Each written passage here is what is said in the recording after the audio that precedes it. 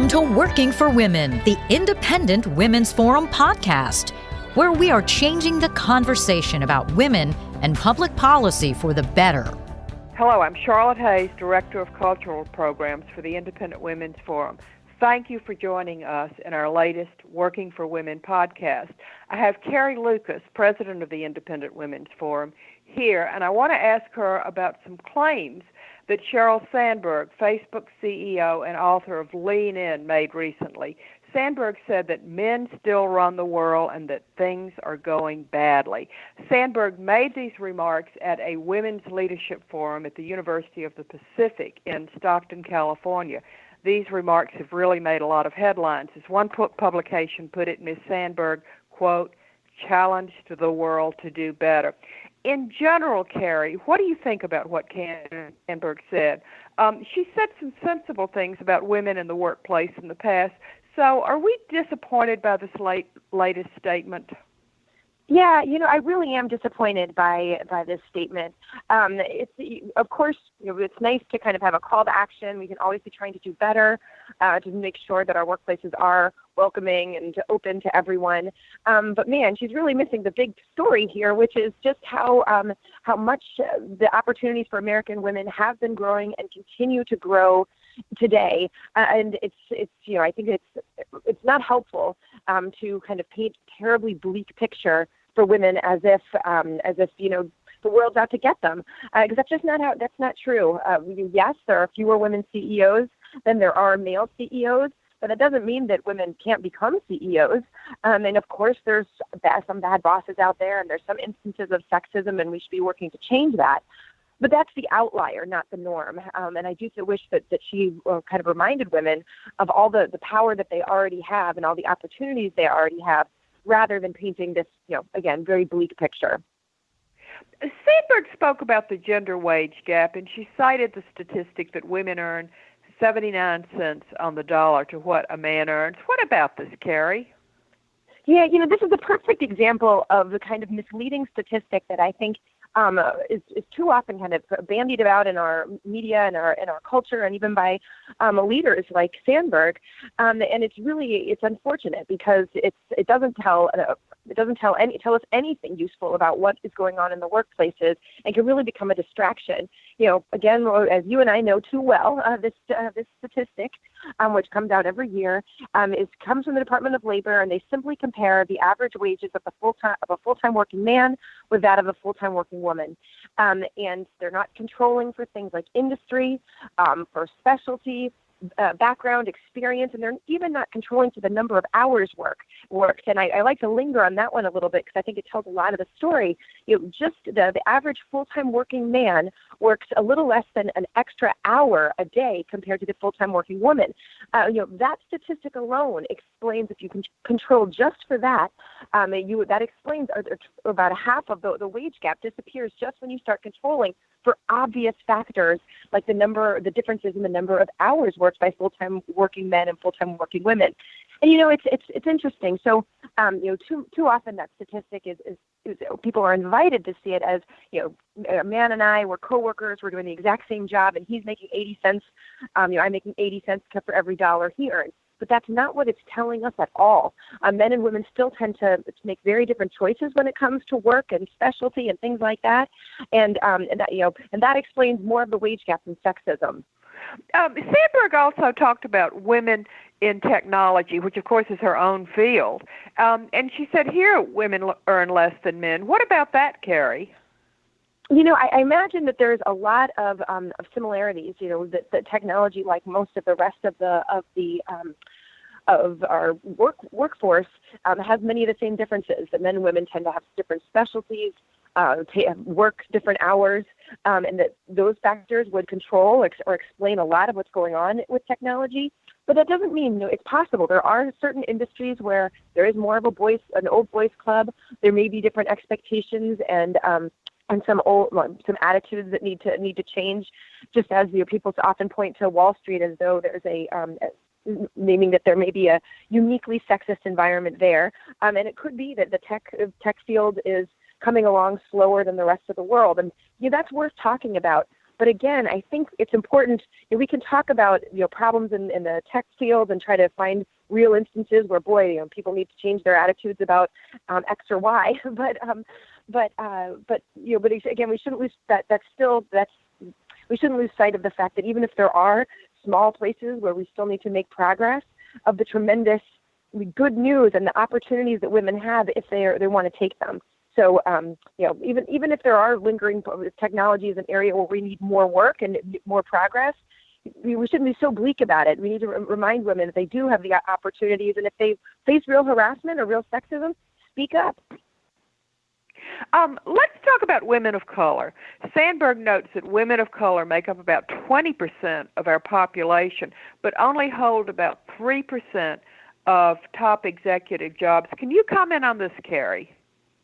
Yeah, again, I think this is as much a pipeline problem as it is a sexism or a racism problem. It's something we ought to be really focused on. We should be looking at why this is. And a lot of the problems are going to be you're going to find them in education. Right now the schools that many most of our public schools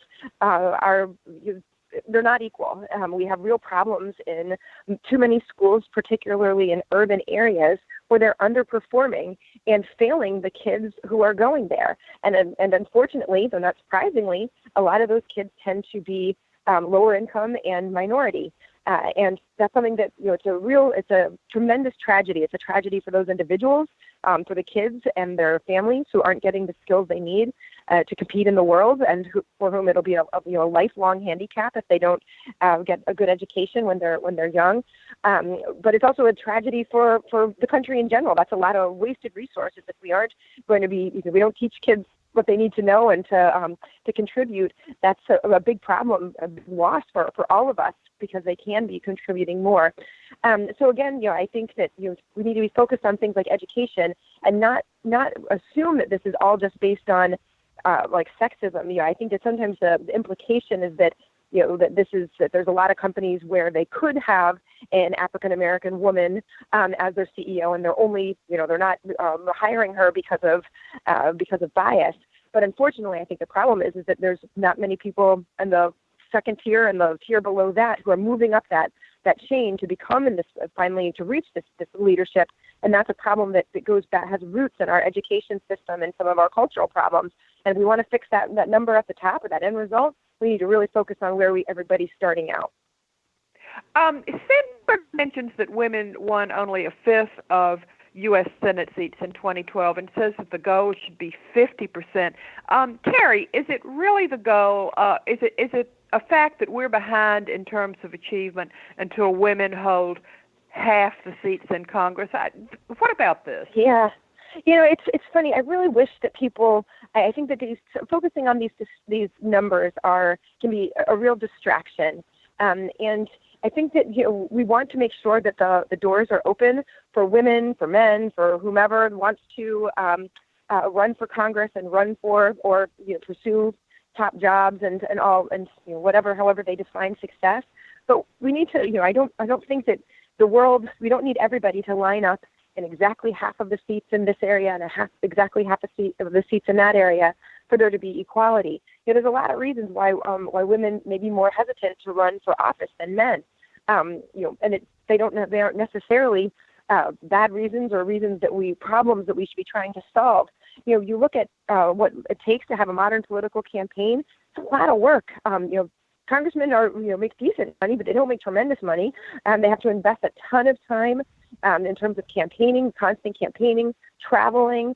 There's a lot of women out there who say, that's just not for me. I wouldn't personally. I would never want to run for office because I wouldn't want to take as much time as it would require from my family. There's a lot of women out there who look at that and have similar calculations. It's not that we don't think we could do it, or we think that sexism is going to prevent people from voting for us.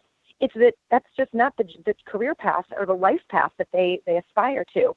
That's and that's again, we want to make the political system so that it's maybe less horrible for potential candidates. But I don't think. But that's not really about sexism. That's a whole other issue to be talking about.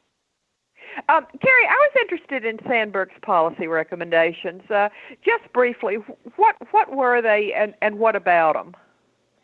I think that Sandberg has mostly been talking about, trying to root out sexism. The problem, I think, that is that she kind of, to do this, to get there, a big focus is on kind of the forcing companies to be flexible. And that's things like requiring them to have paid maternity leave, paid paternity leave, and then making kind of provisions for childcare to try to balance what she sees as some of the obstacles that women face to achieving more in the workplace. And I understand that instinct, and it is, we need to, I think about things like how we can help more people afford to take time off from work than they need to. But I worry a lot about this kind of what I think is kind of an oxymoron. It's this idea of forced flexibility. When you force a company to do something and create very specific requirements for what the kind of leave they have to provide, or the kind of benefits they need to provide, that really ties the hands of employers and it ties the hands of employees. And I worry that, unfortunately, it could end up making women less attractive, actually backfire on women. So I share her concerns. I think we should have more conversations about how to help working parents. And there are ways we can do that without growing government. That I worry that her solutions are very much just as if government has a magic wand and can take away all these challenges without any unintended consequences. But unfortunately, we know that whenever government does something, whenever there's a mandate or a new program, there's a lot of costs and a lot of else that happens, and a lot of that can actually end up backfiring on women. So I think we need to be really cognizant of that as we have this conversation. Sandberg says that we should all check our biases. I'm sure we both agree with this. And she adds that we should all know that we're not alone. Well, it's hard to disagree with that. Then she advocates finding a support group. Again, nothing wrong with that. She cites the Posse Foundation, which helps first-generation minority kids graduate from college. Great goal. But as I read this, Carrie, Sandberg seems to be saying that we all need to find a support group of people just like ourselves. Is that real diversity? Yeah, it is. There's something. It's very admirable that she's focused on trying to encourage mentorship and find ways to help kids, start a career path and make good decisions about their career paths. And that's a wonderful thing. But I worry a little bit that sometimes the language she uses is kind of ironically as if women have to only seek out women, and again, almost as if there's a fixed pie that we need men to lose for women to win or something. And I do think that's a shame. I think that we should be trying to encourage everybody to do more. You want your sons as well as your daughters to succeed and to make good decisions about their life to have. You want that for African Americans and Hispanics and other minority groups, but you also want that for white kids. And there's a lot of white kids out there who are struggling and need mentorship too. So yeah, I wish that there was a little bit less focus on kind of the little boxes we can put people in, and instead focus on how can we make our culture more encouraging, and how can we really educate kids, not just with their arithmetic and reading, but help them make good choices and kind of chart out a career path for them. That's something that we should be talking about for everybody. Carrie, this was a great discussion. Thank you so very much. And to our listeners, thank you so much for tuning in to our discussion this morning. To find out more about this issue and other issues that affect women and men and families, join us at IWF.org. Thank you so much. If you enjoyed listening to this podcast, please give it a thumbs up, share it on social media, or stop by IWF.org for similar content.